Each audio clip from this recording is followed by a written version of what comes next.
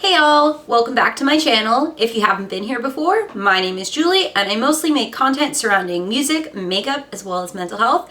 Today is a music related video. We are doing a game of Smash or Pass Pop Punk Band Edition. So I'm going to be talking about 7 pop punk bands that I'm familiar with, and if I smash them, that means I am a big fan and really love them. If I pass, it means I don't like them, but for some, I may be somewhat indifferent and in the middle. Band number 1 is The Story So Far. In my opinion, The Story So Far have been fairly consistent with their music. From Under Soil and Dirt was reminiscent of angst, which is a key feature in most pop punk music. High Regard is definitely one of my favorite songs off that album for both its energy and hostility, although I feel it was executed in an entertaining way. What You Don't See is also a solid album. I felt it was very melodic in nature, which attracted me to the album. Things I Can't Change is one of my favorite songs on that album. I will admit I somewhat fell off on their self-titled album. I didn't find myself connecting to that one as much or coming back to it. However, their most recent release, Proper Dose, I absolutely adore. And even though this one may not stylistically fall into their typical pop punk genre, I still adore this album and that they took a leap of faith and attempted to do something different, and I feel it was very successful. Take Me As You Please is one of my favorite songs on that album, as is Out of It, where Parker is open about addiction as he struggled with an opiate addiction in the past. So you guessed what this one is? Smash! Smash The Story So Far. The Story So Far is one of my favorite pop punk bands. On to the next one, we have State Champs. Although the last release of theirs, Living Proof, was not well received by most music critics and was criticized for being generic, and they were also criticized for vocally Derek sounding like Alex Gaskarth from All Time Low, these are actually things that I like. I tend to gravitate toward more stylistically generic pop punk, and Living Proof actually is one of my favorite albums by State Champs, probably one of my favorite albums of all time, and I often find myself coming back to it. Our Time to Go is my favorite song off that album and is one of my top favorite songs of all time. The only song I don't love on that album, of course, is Where There Is a Mark Hoppus contribution, but we'll get into that later.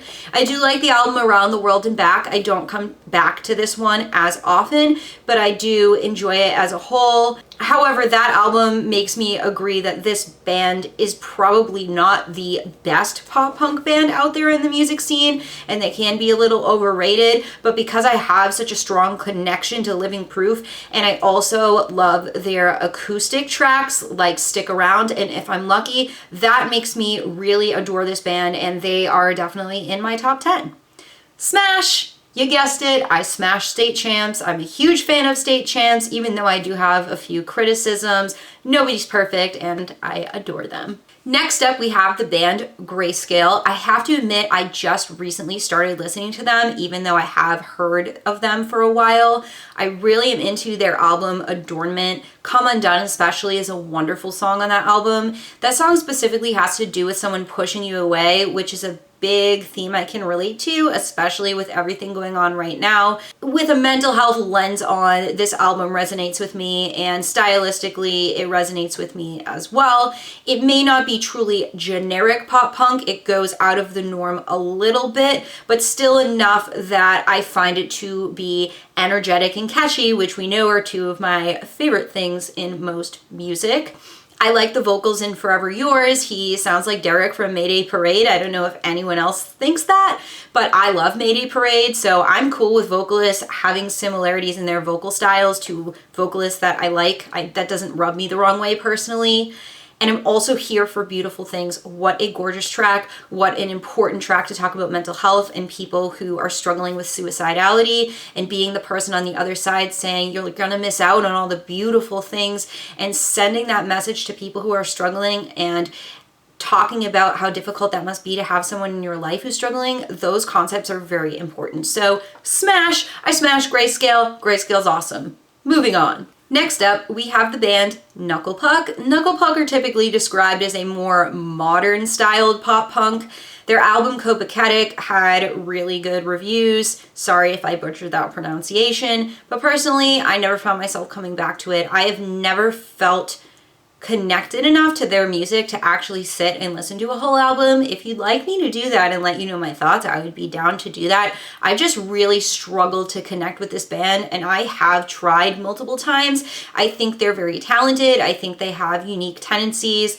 And although they have some generic aspects to them, they do have more of that emo leaning style in the vocals where they are especially whiny, and sometimes that rubs me the wrong way, or it takes me a while to warm up to music with that vocal pattern. I just don't really enjoy much about the modern emo genre. Oh, I know, controversial opinion, but I do appreciate this band. I just cannot for the life of me get into them, and that's my opinion. So I'm passing on Knuckle Puck.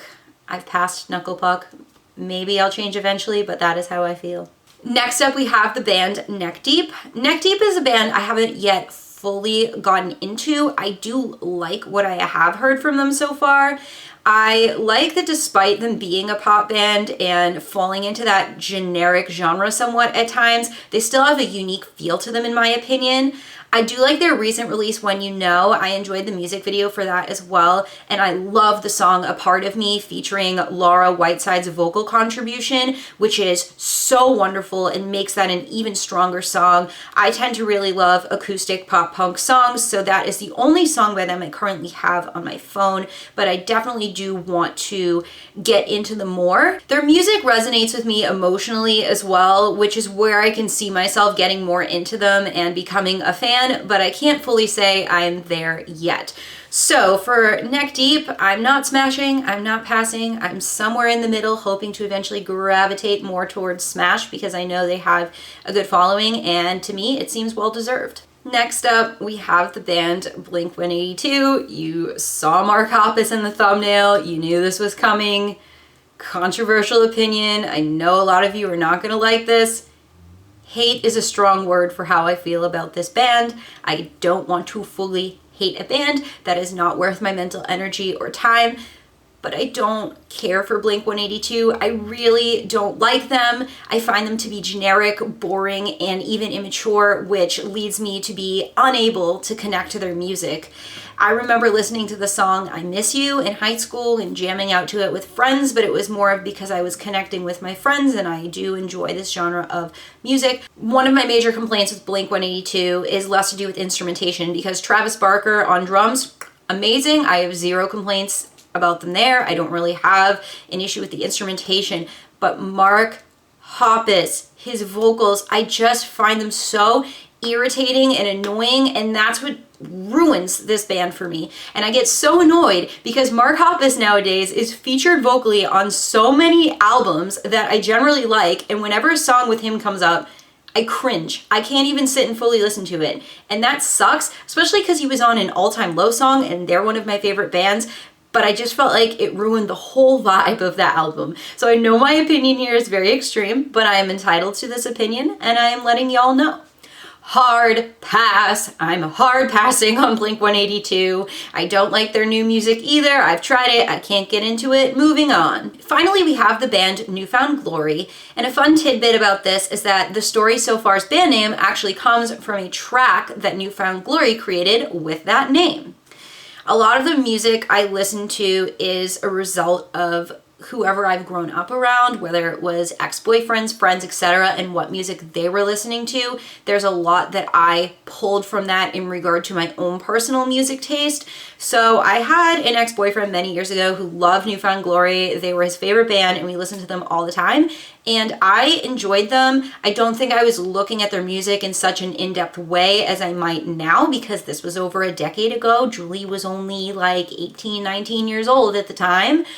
But this band's been around a long time. They obviously know what they're doing. They've greatly influenced the genre of pop punk in a positive way. I love old tracks by them such as Forget My Name, My Friends Over You, All Downhill From Here, and 47. The angst in general in these songs, I feel like, is fairly on point, where it's not too overpowering and cheesy. It's just enough. It's that right level of angst. You know what I mean? And although you could arguably say these vocals are somewhat whiny, the vocalist in this band doesn't really rub me the wrong way. I actually enjoy his vocals, and I don't mind a little bit of whiny. I just feel like with this band, everything is the right balance, and the vocals do go well with the instrumentation. Prior to filming this, I did check out their newer music, Greatest of All Time, and I did find it catchy. I wouldn't say I would probably come back to it as much as their older music, but I like that even their recent release still has that early 2000s pop punk feel, and they didn't change up their stylistic tendencies too much. So I feel they're staying true to who they are. But I would identify as a casual listener when it comes to New Found Glory. They're not a band I think about often or talk about or listen to often.